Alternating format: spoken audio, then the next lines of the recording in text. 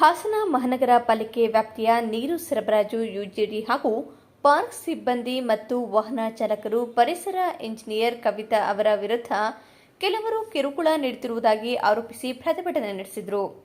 Engineer Kavita ಅವರು ಹಿಂದೆ ನೀರು ಸರಬರಾಜು ಶಾಖೆಯ ಉಸ್ತುವಾರಿ ವಹಿಸಿಕೊಂಡಿದ್ದ ವೇಳೆ ಸಿಬ್ಬಂದಿಗೆ ಸಮಯಕ್ಕೆ ಸರಿಯಾಗಿ ಸಂಬಳ ನೀಡುವುದು, ಕುಡಿಯುವ ನೀರಿನ ವ್ಯರ್ಥವನ್ನು ತಡೆಯುವುದು ಸೇರಿದಂತೆ ಹಲವು ಸುಧಾರಣೆಗಳನ್ನು ತಂದಿದ್ದು, ಪಾಲಿಕೆಗೆ ತಿಂಗಳಿಗೆ ಸುಮಾರು ರೂಪಾಯಿ 5 ಲಕ್ಷದವರೆಗೆ ವಿದ್ಯುತ್ ಬಿಲ್ ಉಳಿತಾಯವಾಗುವಂತೆ ಕ್ರಮ ಕೈಗೊಂಡಿದ್ರು ಎಂದು ಸಿಬ್ಬಂದಿ ತಿಳಿಸಿದ್ದಾರೆ.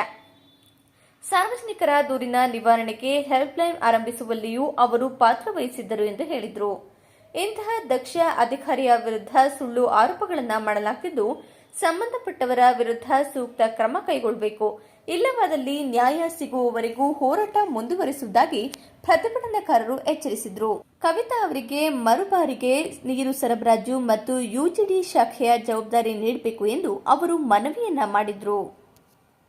ಬೀದಿ ದೀಪದ್ದು ಅವರಿಂದನೇ ಎಷ್ಟೊಂದು ಬೀದಿ ದೀಪಗಳು ಸ್ಟಾರ್ಟ್ ಆಗಿರೋದು.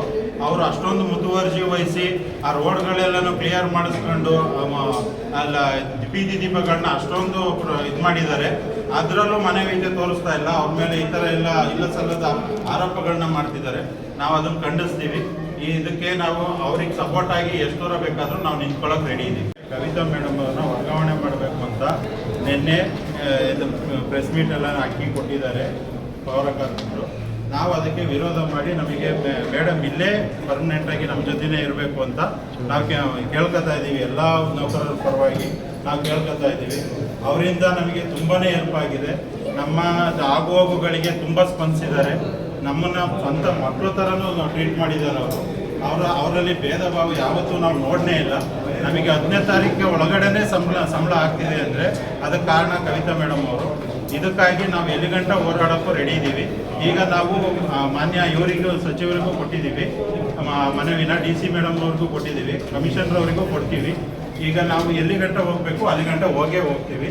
ದಯಮಾಡಿ ಅವ್ರನ್ನ ಇಲ್ಲೇ ಉಳಿಸ್ಕೊಳ್ಳೋಕ್ಕೆ ಏನೇನು ಸಹಾಯ ಮಾಡಬೇಕು ನಿಮ್ಮ ಕಡೆಯಿಂದಲೂ ನಮಗೂ ಮಾಡಿಕೊಡಿ. ನಾವು ಇದರಲ್ಲಿ ಕೇಳ್ಕೊತಾ ಇದ್ದೀವಿ. ಪೌರ ಕಾರ್ಮಿಕರು ಯೂನಿಯನ್ನಿಂದ ಹೇಳಿ ಅವರು ದಲಿತ ವಿರೋಧಿ ನಡವಳಿಕೆ ನಡೆಸ್ತಾ ಇದ್ದಾರೆ ಅಂತ ಹೇಳಿ ಷಡ್ಯಂತ್ರ ಮಾಡಿದ್ದಾರೆ. ಅದರ ವಿರೋಧವಾಗಿ ನಾವು ಎಲ್ಲರೂ ಪ್ರತಿಭಟನೆ ಮಾಡಬೇಕಂತ ತೀರ್ಮಾನ ಮಾಡಿದ್ದೀವಿ. ಷಡ್ಯಂತ್ರ ಅನ್ನೋದಕ್ಕಿಂತ ಅವ್ರ ಮೇಲೆ ಜಾತಿ ಆರೋಪ ಅಂತ ಒಂದು ಮೇಜರಾಗಿ ತೊಗೊಂಡಿದ್ದಾರೆ. ಅವರು ಬೇಕು ಅಂತ ಮಾಡಿದಾರೋ ಇಲ್ಲ ಅವ್ರ ಮೇಲಧಿಕಾರಿಗಳು ಅವರ ಕಡೆಯಿಂದ ಮಾಡಿಸಿದಾರೋ ಗೊತ್ತಿಲ್ಲ. ಅದ್ರ ಬಗ್ಗೆ ಏನಾಗಿದೆ ಅಂದರೆ ಅವರು ಯಾರ ಬಗ್ಗೆನೂ ಇದುವರೆಗೂ ತಾರತಮ್ಯ ಮಾಡಿಲ್ಲ. ಇದು ಮೊನ್ನೆ ಆಗಿರೋ ಅಂಥದ್ದು ಬೇರೆ ಯಾವುದೋ ವಿಚಾರನ ಅವರು ತಗೊಂಡು ಅವ್ರ ಕೆಲಸದ ವಿಚಾರಕ್ಕೆ ತಗೊಂಡು ಈ ವಿಚಾರನ ಅದ್ರ ಮಧ್ಯೆ ಸೇರಿಸ್ಕೊಂಡು ಅವ್ರ ಮೇಲೆ ಈ ಥರ ಆರೋಪ ಮಾಡಿರ್ಬೋದು ಅಂತಲೇ ಹೇಳ್ತೀವಿ. ಯಾಕಂದ್ರೆ ಇದುವರೆಗೂ ಅವರು ನಮ್ಮ ಏನು ನೌಕರರಿದ್ದಾರೆ ಅವ್ರ ಬಗ್ಗೆ ಇದುವರೆಗೂ ಅವ್ರು ಯಾವುದೇ ರೀತಿ ತೊಂದರೆ ಕೊಟ್ಟಿಲ್ಲ. ಅವರು ಯಾವುದೇ ವಿಭಾಗದ ನೌಕರರಾಗಿರಲಿ, ಏನು ನೀರು ಸರಬರಾಜು ಇರ್ಬೋದು, ಇಲ್ಲ ಅದು ನಮ್ಮ ಯುಜಿಡಿ ಅವರು ಇರ್ಬೋದು, ಪಾರ್ಕಿಂದ ಇರ್ಬೋದು, ಮತ್ತು ನಮ್ಮ ಪೌರ ಕಾರ್ಮಿಕರಿಂದ ಇರ್ಬೋದು. ಇದುವರೆಗೂ ಅವರು ಇಷ್ಟು ವರ್ಷ ಇಲ್ಲಿ ಕೆಲಸ ಮಾಡಿದ್ದಾರೆ ಹಾಸನ ನಗರಸಭೆಯಲ್ಲಿ. ಈಗ ಕಾರ್ಪೊರೇಷನ್ ಆಗಿದೆ. ಇದು ಈಗಲೂ ಅವರು ಕಂಟಿನ್ಯೂ ಆಗಬೇಕು ಅಂತಲೇ ನಾವು ಕೇಳ್ಕೊತಾ ಇರೋದು. ಯಾಕಂದ್ರೆ ಭೇದ ಭಾವ ಅಂತೂ ಇದುವರೆಗೂ ಮಾಡಿಲ್ಲ. ಅವ್ರು ಬೇರೆ ಯಾವುದೋ ವಿಚಾರನ ಇಟ್ಕೊಂಡು ಮನದಲ್ಲಿ ಇಟ್ಕೊಂಡು ಈ ಒಂದು ವಿಚಾರನ ಮೇಲೆ ಎತ್ಕೊಂಡು ಮಾಡಿಕೊಂಡು ಈ ಆರೋಪನ ಮಾಡಿದರೆ ಅದನ್ನು ಖಂಡಿಸ್ತಾ ನಾವು ಎಲ್ಲ ಅಧಿಕಾರಿಗಳಿಗೆ ಮತ್ತು ಸಚಿವರಿಗೆ ಮನವಿ ಪತ್ರ ಈ ಮೂಲಕ ಕೊಡೋಕ್ಕೆ ಕೇಳೋಕ್ಕೆ ಇಷ್ಟಪಟ್ಟಿದ್ದೀವಿ ಸರ್. ಇನ್ನೊಂದು ಹೇಳೋಕ್ಕೆ